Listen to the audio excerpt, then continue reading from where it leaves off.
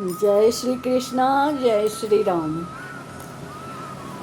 परिवर्तनी एकादशी भाद्रपद शुक्ल पक्ष में होता है। धर्मराज युधिष्ठिर ने भगवान वासुदेव से निवेदन किया कि भगवान कृपा करके यह बताइए कि भाद्रपद का मास के शुक्ल पक्ष की एकादशी का क्या नाम है और इसके व्रत को करने से क्या फल प्राप्त होता है।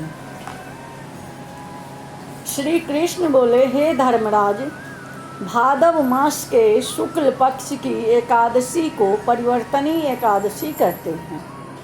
इसी को जयंती एकादशी और वामन एकादशी भी कहते हैं। इसका परिवर्तनी नाम इस आधार पर है कि इस दिन शयन करते हुए विष्णु भगवान करवट बदलते हैं और वामन एकादशी इसीलिए कहते हैं कि इस दिन वामन भगवान की पूजा अर्चना की जाती है।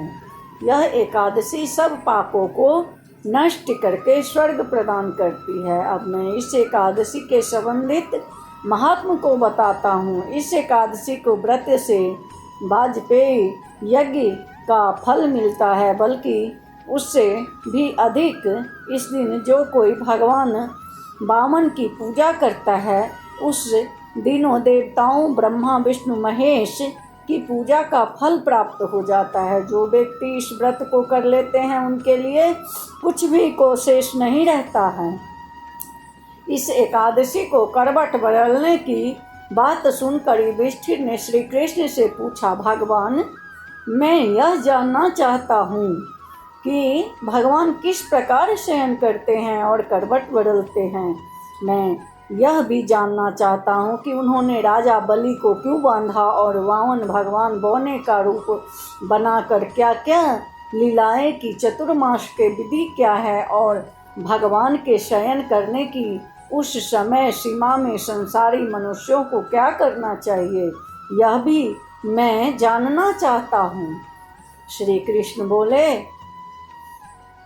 कि कुंती नंदन, अब मैं तुम्हें इस एकादशी के संबंधित पापों को नाश करने वाली कथा सुना रहा हूँ। ध्यान पूर्वक सुने। बलि नाम का एक दानव था। वह भगवान विष्णु का भक्त था, बहुत दानी था, सत्यवादी और ब्राह्मणों को सेवा करने वाला था।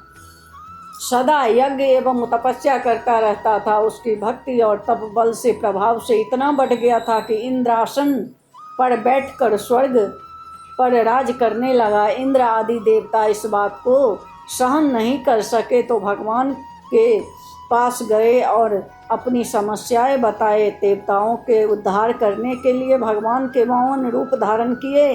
तेजस्वी ब्राह्मण बालक के रूप में वहां पहुंचे और राजा बलि को जीत लिया। यह सुनकर युधिष्ठिर ने पूछा, भगवान वामन रूप धारण करके भगवान ने बलि को किस प्रकार जीता, यह प्रसंग विस्तार के साथ बताइए। आपकी बड़ी कृपा होगी, क्योंकि इस बारे में मेरी जानने की बहुत इच्छा अधिक हो रही है।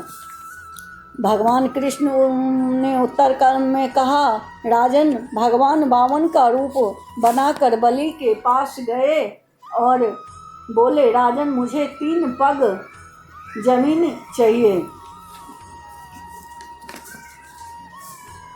यदि आप ऐसा कर दोगे तो आपका 3 लोक दान करने का फल मिलेगा। राजा बलि ने इसको छोटी तुच्छ सी बात समझकर स्वीकार कर लिया और भूमि का दान करने को तैयार हो गया। भगवान ने आगे बढ़कर कहा, 2 पगों में भूलोक, भुवहलोक, स्वर्गलोक, महलोक, जनलोक, तपलोक को नाप लिया। उस समय इंद्रादि देवता भगवान की स्तुति करने लगे। भगवान ने राजा बलि को पकड़कर पूछा, राजा बलि, अब तीसरा पग मैं कहाँ रखूं? यह सुनकर राजा बलि ने अपना सिर झुका दिया। भगवान ने उसके सिर पर अपना तीसरा पग रख दिया। ऐसा करने पर उसी क्षण वह पाताल लोक में चला गया। जब भगवान ने उसकी विनय पर ध्यान दिया तो बोले, बलि, मैं भी पाताल में तुम्हारे सदा साथ रहूँगा। भाद्रपद में शुक्ल पक्ष की परिवर्तनी एकादशी के दिन मेरी एक मूर्ति तुम्हारे पास रहेगी और एक क्षीर सागर में शेषनाग पर शयन करती रहेगी। इस एकादशी से भगवान सोते हुए करवट बदलते हैं। इस दिन त्रिलोकी नाथ भगवान विष्णु की पूजा करनी चाहिए।